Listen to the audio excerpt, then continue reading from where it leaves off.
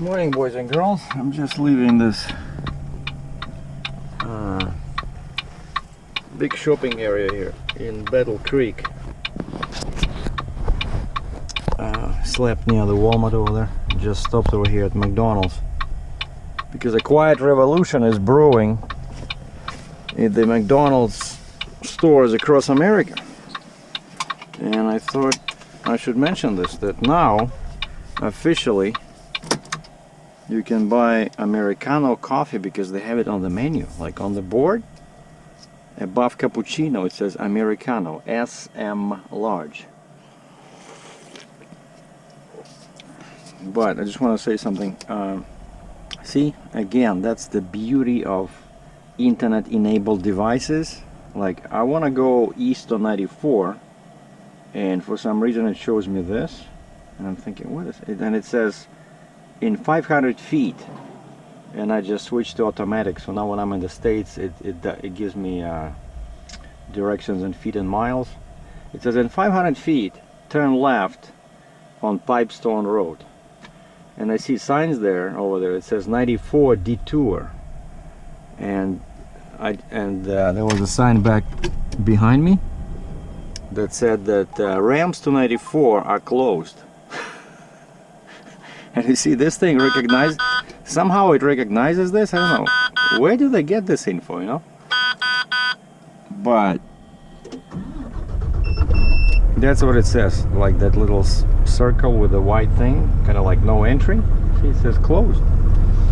And so I see up front, so I either have to go right or I have to go left. But this thing wants me to go left because I guess that's towards 94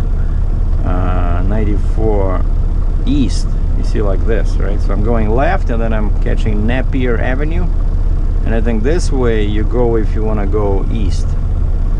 And actually I'm glad, because that's a very nasty turn over there. It's like more than 90 degrees. I always have to turn from this lane. And so one thing, so I want to show you this, how I'm getting to the freeway, and how I like this LG tablet. 7-inch internet enabled, $200 Canadian. But of course I'm paying monthly charges, but it's sitting on the same plan as my phone, so I'm just sharing.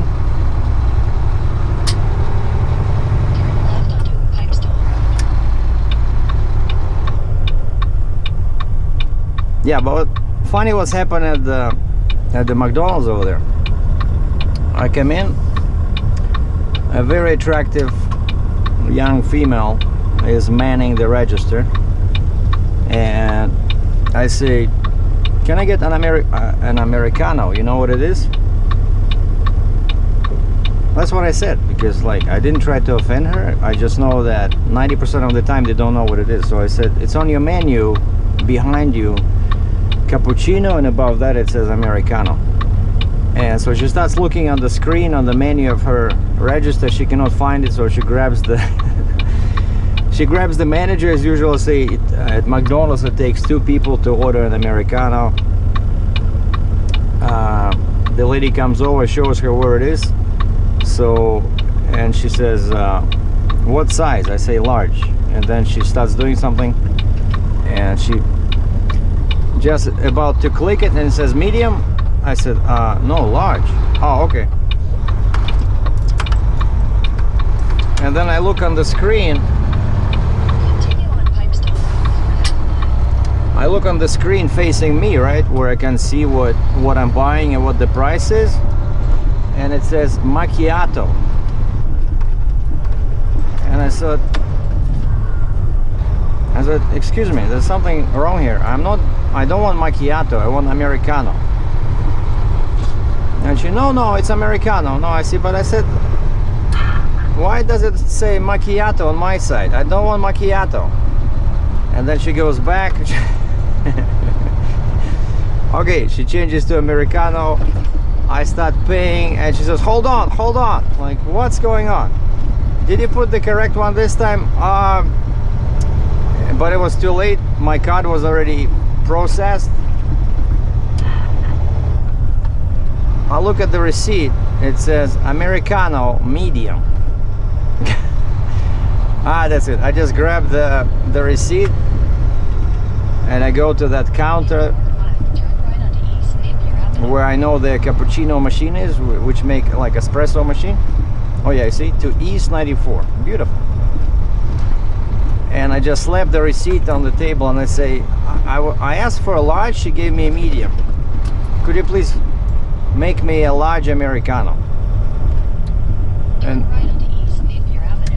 And the lady just grabs a larger cup, no problem. And makes me an Americano. And of course it's too strong. Even though they say, you know, like it's pre-mixed. But continue on East Napier Avenue for 3/4 of a mile. Like when you get it from Starbucks, right? They add water separately. But these guys, they say, I said, no, don't just give me all espresso, right? Because I know it'll be too strong. Oh no, it's pre-mixed.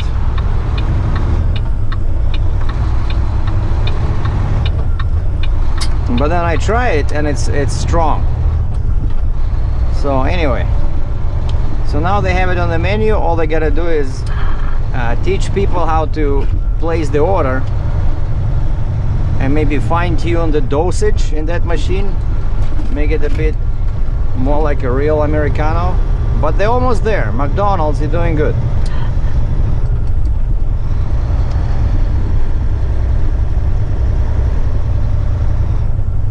And I think this is the street where the Flying J is. I think that's what they did. So yeah, this road is so busy because, like, I know, because when I try to exit or enter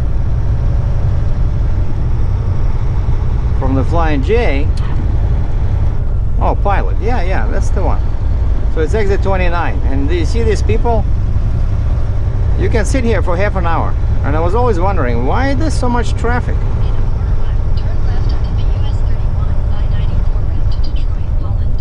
And that's why, because it's a shopping center over there, and a lot of people are going this way, and plus now they closed the ramp, so now it's going to be a killer just to go inside and then leave that truck stop.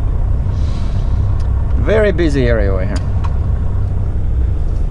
And so what I'm doing is I'm empty.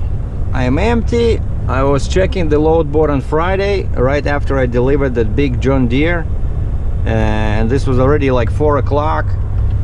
I only had time to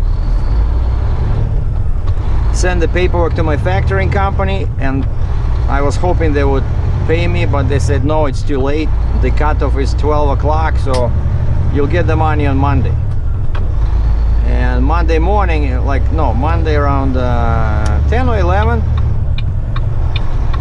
I got the ACH, the transfer. So now I can afford Americano. Amazing. And that's what I like. What I like about this setup, you know, I don't have to wait till my payday, like with when I was an owner operator with the previous company. Like in Canada, like I mentioned this before, right? But in Canada, the standard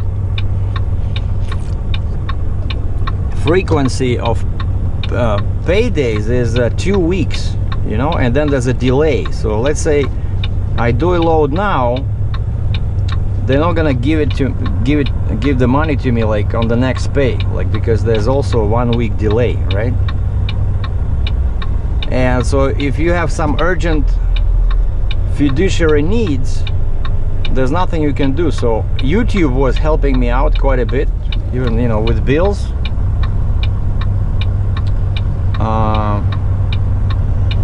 Yeah, because I could always count on that money, you know, and it's not too much, but it came in very handy quite often.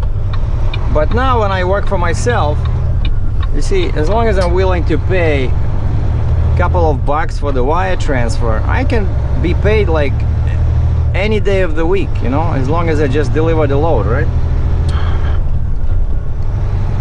So basically on the next day, because the cutoff with my factoring company is midday, so I deliver something at the end of the day, I send it to them, they process it next morning, and I get my money. You know, very cool. Just this thing alone makes me very happy that I'm on my own. I have much more control of my cash flow, you know. I don't have to wait for anybody. I just need the money, boom, factor. And so Monday, also I went to the hotel for 3 days because I didn't want to drive back right away to Canada. And so Monday, the checkout time at the hotel was 11 o'clock. And I thought I'll be checking the load board, see if there's anything, you know. Like if there's nothing, I would go to the truck stop and probably spend Monday in this area, in that Mundelein. The town was called Mundelein, Illinois. And there was a truck stop on 94 about 15 miles away. But I was checking, there was nothing. So I thought, I don't like this.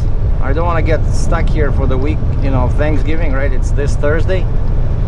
And also I noticed on the board, most load, like there was a couple of loads, and most of them were out of Canada, you know. And I thought because in Canada the Thanksgiving already passed, it was in October, I'll have a much better chance of getting a load from Canada. So I started driving back. So I just did this.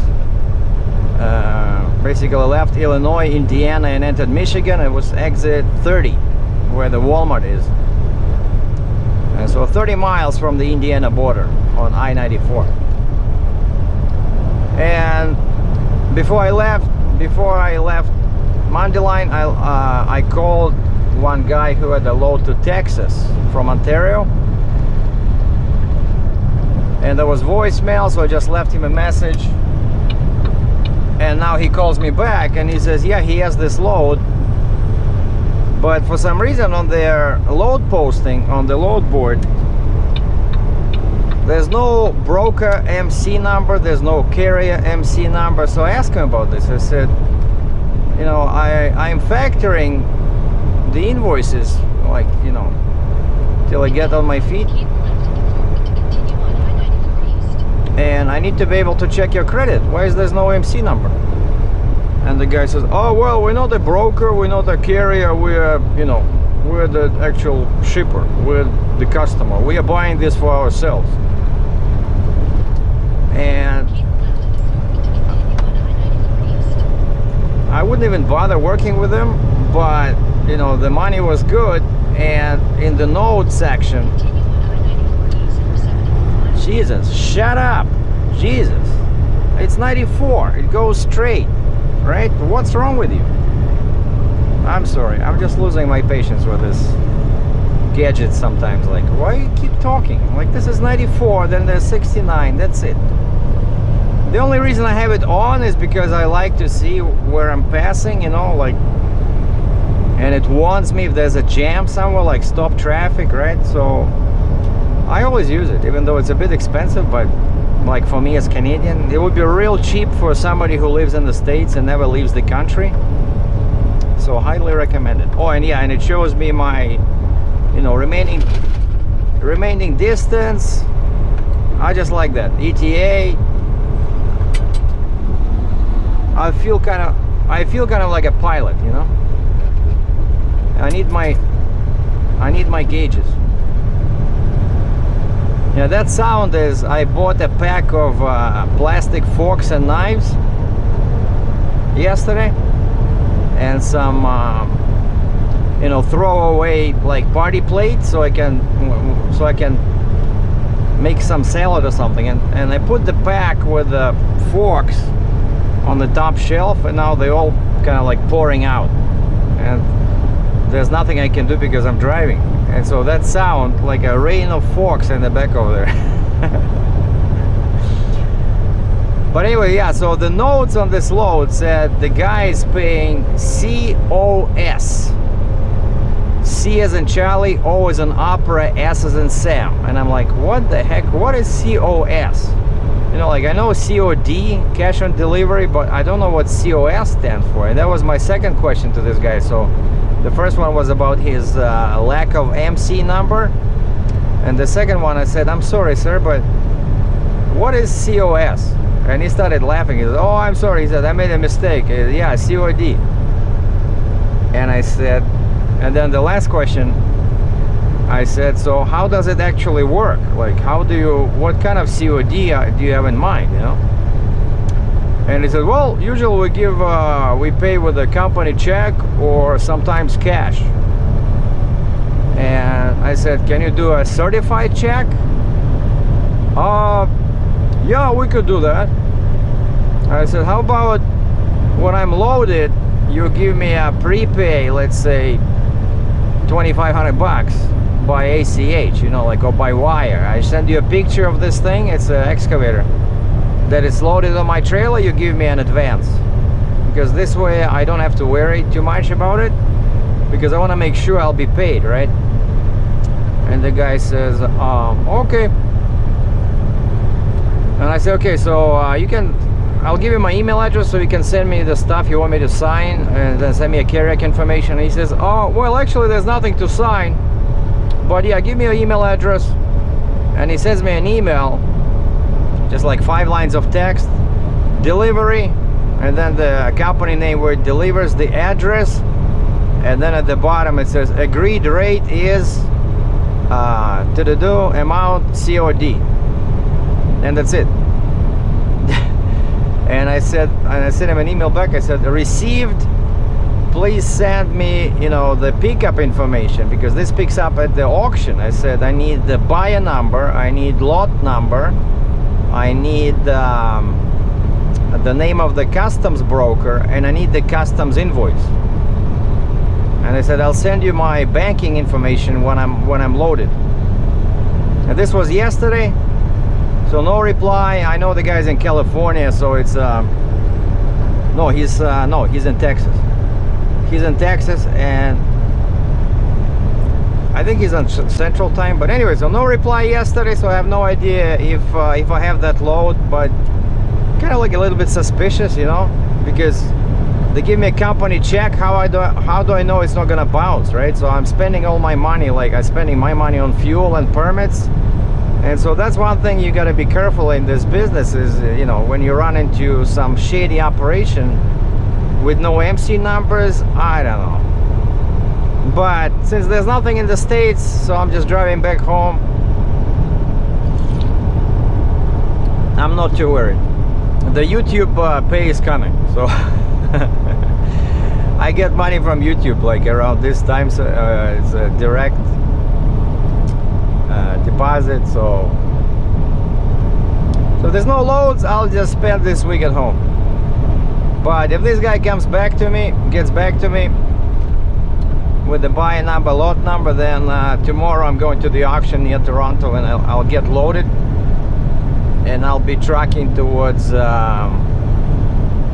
like the very bottom southwest part of Texas. So that would be an interesting load, and it's not too heavy. It's excavator. I just want to make sure that these guys are above board and they will pay me, you know. So I need to get something from him in writing before I go load. And again, I need the info. I need the pickup information, right? So anyway, so this is what I'm doing. So have a great Thanksgiving, everybody. Like, we in Canada already did that, so it's only American holiday. So Captain Sergei heading back home. Over and out.